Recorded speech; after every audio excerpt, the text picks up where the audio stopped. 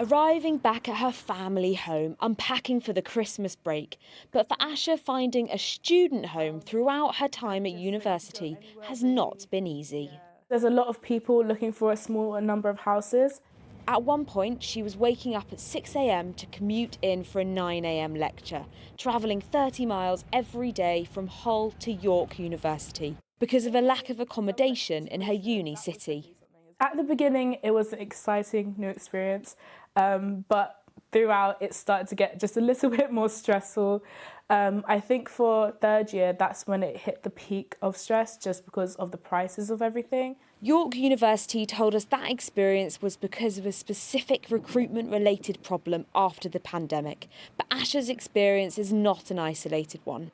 Analysis for Sky News by higher education platform Student Crowd and accountancy practice PwC shows that the student population at UK universities has risen by 400,000 pupils since 2019.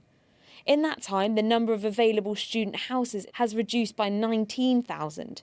And because they have multiple rooms, that's a reduction of up to 95,000 available student bedrooms.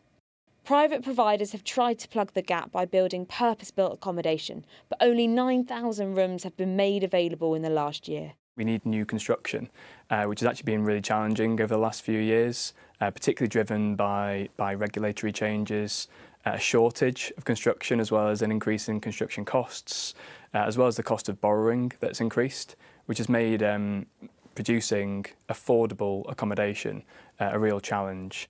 Feeling the force of that challenge is Adam Bennett, a student landlord with decades of experience renting properties to thousands of students every year. I think in 10 years there'll be half the amount of landlords if somebody doesn't do something. But he says increased regulation, costs and upcoming changes to the student sector, which could mean no student needs to sign a fixed-term contract, could see him leave the sector altogether. The renters reform and the landlords are all talking about it. How it's going to work is somebody's going to want to back out of a house, or worse still, the full group, and the government are going to allow this to happen. Well, I can tell you what's going to happen.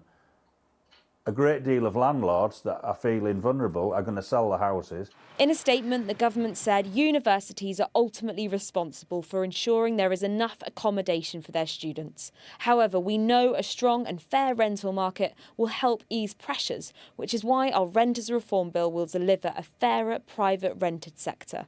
Fair or not, this is a problem with no immediate solution in sight. Molly Malone, Sky News.